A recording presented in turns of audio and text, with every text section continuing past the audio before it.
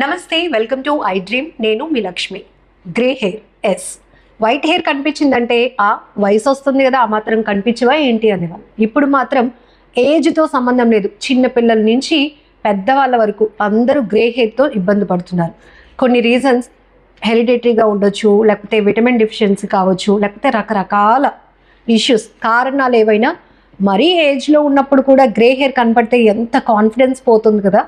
అందుకని కేతా శోభారాణి గారు మనతో పాటు ఉన్నారు. తను చెప్తున్నారు, ఈ వీడియో ఎక్కడ స్కిప్ చేయకుండా చూడండి. అలానే నేను ఈ వీడియోలో చెప్పిన టిప్ని ఫాలో అవ్వండి, గ్రే హెయిర్కి గుడ్ బై చెప్పండి అని. మరి ఇంత కాన్ఫిడెన్స్గా చెప్తున్నారు అంటే ఇక్కడ ఏవో ఇంగ్రీడియంట్స్ కూడా రెడీగా పెట్టారు శోభారాణి గారు. ఆ టిప్ ఏంటో, ఈ ఇంగ్రీడియంట్స్ ఏంటి, ఎలా మిక్స్ చేయాలి, ఎలా వాడాలి అన్ని తెలుసుకుందాం ఈ వీడియోలో. నమస్తే అండి శోభారాణి గారు. నమస్తే అండి లక్ష్మి గారు. ఎస్, గ్రే హెయిర్ అనేటప్పటికి హెయిర్ ఎంత పొడుగ్గా ఉండి బ్లాక్ గా ఉండి ఒక్కటి ఉంటే చాలు, ఇంకా అందరి కళ్ళు అబ్బా వైట్ హెయిర్ వచ్చేస్తోందని పాయింట్ అవుట్ చేసి అడుగుతారు.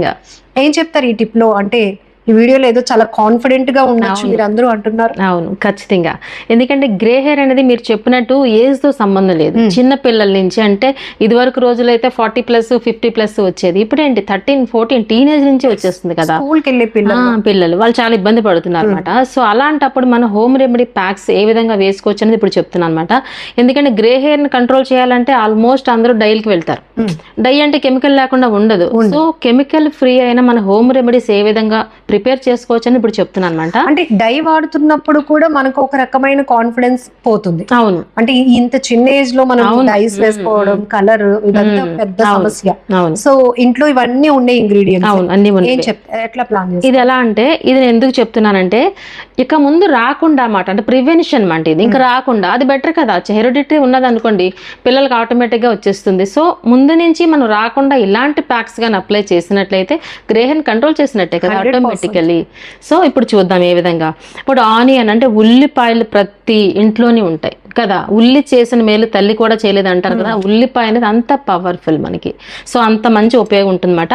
సో ఈ ఉల్లిపాయ మనకి జ్యూస్ కావాలి. ఇప్పుడు ఇందులో ఒక 1/2 బౌల్ కావాలన్నమాట. సో శాంపిల్ కు మీకు చూపిస్తాను. ఇప్పుడు మిక్సీ లేదు కాబట్టి ఇలా గ్రేట్ చేసేసి నేను జ్యూస్ చూపిస్తాను అనమాట. ఈ విధంగా ఉల్లిపాయని చిన్న చిన్న ముక్కల కింద కట్ చేసి మిక్సీ జార్లో వేసి అయినా పేస్ట్ చేసుకోవచ్చు, లేదా ఇలాగా ఇలా కూడా వచ్చేస్తుంది. సో శాంపిల్ కోసం క్వాంటిటీలోనే చేసుకుంటాం కాబట్టి మీరు పిల్లర్ యూస్ చేసుకొని ఇట్లా చేసుకుంటే ఈజీగా వచ్చేస్తుంది. ఇప్పుడు ఇక్కడ కూడా డౌట్ ఉంది. అంటే మీరు చెప్తున్న ఈ టిప్ మాకు ఎక్కడో అక్కడక్కడ ఉంటుందండి వైట్ హెయిర్. సో హెయిర్ అంతటికి ప్యాక్ ప్రిపేర్ చేసుకోవాలా అని అవసరం లేదు. హెయిర్ అంతా ఎక్కడుంటే అక్కడ పెట్టొచ్చు. బట్ నేను ఇందాక చెప్పాను చూసారా, ప్రివెన్షన్ అని. సో అలాంటప్పుడు కొంచెం ఎక్కువ అవుతున్నాయి వైట్ హెయిర్స్ అంటే మాత్రం హెయిర్ అంతా అప్లై చేసుకోవచ్చు. అప్లై చేసుకున్నా తప్పు అయితే లేదు. లేని చోట కూడా అప్లై చేసుకోవచ్చు. ఇక్కడ కూడా మీరు చెప్తూ ఉంటారు, ఇది ప్రిపేర్ చేస్తూనే చాలా టిప్స్ మాకు కావాలి. అంటే హెయిర్ వాష్ చేయాలా, అవసరం లేదా, లేదంటే ఆయిల్ అప్లై చేసినాక మీరు చెప్పిన ఈ ప్యాక్ అనేది వేసుకుంటే గ్రే హెయిర్ కంట్రోల్ అవుతుందా, ఇలా రకరకాల డౌట్స్ మళ్ళీ మాకు. మంచి క్వశ్చన్ వేశారండి. ఇప్పుడు ఏదైనా సరే మనకి స్కిన్ ప్యాక్ అవ్వచ్చు, హెయిర్ ప్యాక్ అవ్వచ్చు, నీట్ గా ఉన్న ప్లేస్ లో, అంటే నీట్ గా ఉన్న హెయిర్ అయితే స్కాల్ప్ అవ్వచ్చు, లేదంటే ఫేస్ అంటే స్కిన్ అవ్వచ్చు, నీట్ గా ఉన్న ప్లేస్ మీద మనం ప్రిపేర్ చేసి అప్లై చేసిన ప్యాక్ అనేది రిజల్ట్ ఎక్కువగా ఎక్స్పెక్ట్ చేయొచ్చు. సో దీన్ని బట్టి మనకు అర్థం ఏంటంటే స్కాల్ప్ కూడా నీట్ గా ఉండాలంటే హెయిర్ వాష్ చేసుకున్న తర్వాత ఆయిల్ లేకుండా, వితౌట్ ఆయిల్. సో ఈ విధంగా మనం ప్రిపేర్ చేసాం అనుకుందాం. ఇది కూడా ఈ మాత్రం వచ్చింది కదా, జస్ట్ ఫర్ శాంపిల్ కాబట్టి చూపిస్తున్నా. దీన్ని ఫిల్టర్ చేసుకుంటాం. ఎందుకంటే పల్పు పెట్టుకున్నట్లయితే మనకి హెయిర్ కి అంటుకుంటుంది అనమాట. సో పల్పు పెట్టుకోకుండా, డైరెక్ట్ పెట్టకుండా ఈ విధంగా మనం ఫిల్టర్ చేద్దాం. ఈ జ్యూస్ వస్తుంది. ఇప్పుడు చూస్తున్నారు, మనకి 1/2 బౌల్ సరిపోతుంది అనమాట. కళ్ళకి ఎంత పవర్ వస్తుందో ఈ జ్యూస్ నుంచి మనకి హెయిర్ కి కూడా అంత పవర్ఫుల్ గా వర్క్ చేస్తుంది. ఇందులో సల్ఫర్ ఉంటుందన్నమాట. ఈ సల్ఫర్ అనేది మనకి చాలా స్ట్రాంగ్ గా హెయిర్ అనేది రీగ్రోత్ కూడా వస్తుంది. అట్ ద సేమ్ టైం మనకి గ్రే హెయిర్ ని కంట్రోల్ చేస్తుంది అనమాట. ఇది 1/2 బౌల్ సరిపోతుంది అన్నమాట ఇలా. సో ఈ విధంగా మనం జ్యూస్ తీసుకున్నాము. ఇది 1/2 బౌల్ ఖచ్చితంగా ఉండాలి అనమాట. ఎందుకంటే మెయిన్ ఇంగ్రీడియంట్ కాబట్టి 1/2 బౌల్ ఉండాలన్నమాట ఇది. ఓకే, సో చిన్న హెయిర్ అయినా పెద్ద హెయిర్ అయినా సరే టోటల్ అంతా కలిపేసి ఒక బౌల్ అవ్వాలి మనకి. మిగతా ఇంగ్రీడియంట్స్ అన్ని కలిపి మినిమం 1 బౌల్ అవ్వాలన్నమాట. ఎందుకంటే హెయిర్ లెంగ్త్ అంతా అక్కర్లేదు. మనకు ఫస్ట్ ఆఫ్ ఆల్ కావాల్సింది స్కాల్ప్ మీద ఉన్న హెయిర్ కాబట్టి మినిమం 1 బౌల్ ఉండాలి. లేదు మా ఇంట్లో అందరికి మంచిగా ఉంటుంది హెయిర్, ఏదో మా అబ్బాయికో ఆ అమ్మాయికి వచ్చింది అనుకుంటే లో క్వాంటిటీ, తక్కువ క్వాంటిటీలో ప్లాన్ చేసుకోవచ్చు. లేదు మా అమ్మమ్మ గారికి వాళ్ళ అలా అంటే వంశ పారపర్యంగా వస్తుంది అన్నప్పుడు మీరు చెప్పినట్టు ప్రివెన్షన్ కాబట్టి అంత హెయిర్ అంతటికి మీరు ప్యాక్ ప్రిపేర్ చేస్తారు. అవును. నెక్స్ట్ ఇంగ్రీడియంట్ ఏంటంటే మెంతులు. చూసారా, మెంతులు అనేవి కూడా నానబెట్టలేదు, డైరెక్ట్ మెంతులు. ఈ మెంతులు ఇలా తీసుకోకూడదు, మెంతులు రోస్ట్ చేసి ఇలా తీసుకోవాలి. చూసారా, ఓహో, అందుకే ఈ పక్కన పెట్టానమాట. ఇవి మనం గుర్తుపట్టట్లేదు కాబట్టి అసలు మెయిన్ ఇవి రోస్టెడ్ మెంతులు మాట. ఇవి చూసారా, రోస్టెడ్ అయిపోయి ఇలా ఉండాలి ఈ మెంతులు. సో ఇలా ఉండాలన్నమాట. ఓకే, ఇది కూడా మనకి ఒక 2 టేబుల్ స్పూన్ తీసుకోవాలి, కనిపిస్తోంది కదా. సో దీన్ని ఏం చేస్తామంటే నీట్ గా మనం పౌడర్ చేసేసుకోవాలి దీన్ని. ఓకే, ఈ పౌడర్ ఒక 2 టేబుల్ స్పూన్ అనుకోవాలి. ఈ ఆనియన్ జ్యూస్ లో ఈ మెంతుల పేస్ట్ 2 టేబుల్ స్పూన్ రోస్టెడ్ అవ్వాలి. అలానే మనకి కరివేపాకు ఆల్వేస్ ఎప్పుడు చెప్తూ ఉంటాను నేను, ఇంటేక్ అంటే తిన్నా మంచిదే, అలాగే ఎక్స్టర్నల్ అప్లికేషన్ కూడా చాలా మంచిదే అని. ఈ కరివేపాకు కరెక్ట్ పొట్ల వేసుకో అంతే. ఎవరు చెప్పండి, ఎవరు తిన్నారు? ఎవరు తినట్లేదు. ఇలా తాలింపుల్లో ఉన్న పక్కన పెట్టేస్తున్నారు. అందుకే నేను ఎప్పుడు చెప్తూ ఉంటాను, చట్నీస్ లో యాడ్ చేయమని చెప్తూ ఉంటాను. అందుకే సో ఈ కరివేపాకు ఏం చేస్తారంటే పచ్చిదే. ఓకే, పచ్చిది ఏం చేస్తారంటే పేస్ట్ చేయగా వచ్చింది ఒక 1/2 బౌల్. ఓకే, ఈ కరివేపాకు కూడా చక్కగా మనం దంచేద్దాం. కరివేపాకు కూడా ఇప్పుడు అంతా పెస్టిసైడ్ కాబట్టి క్లీన్ చేసుకుని శుభ్రంగా దంచేసిన పేస్ట్ ఒక 1/2 బౌల్ అవ్వాలి. ఓకేనా, 1/2 బౌల్. ఆ తర్వాత ఏం చేస్తామంటే పెరుగు కూడా తీసుకుంటాము 2 టేబుల్ స్పూన్. మాయిశ్చరైజింగ్ అంతే, మాయిశ్చరైజింగ్. ఇప్పుడు చూసారా, పెరుగు ఇందులో యాడ్ చేద్దాము. 2 టేబుల్ స్పూన్స్ పెరుగు తీసుకుందాం. ఓకే, సో ఇది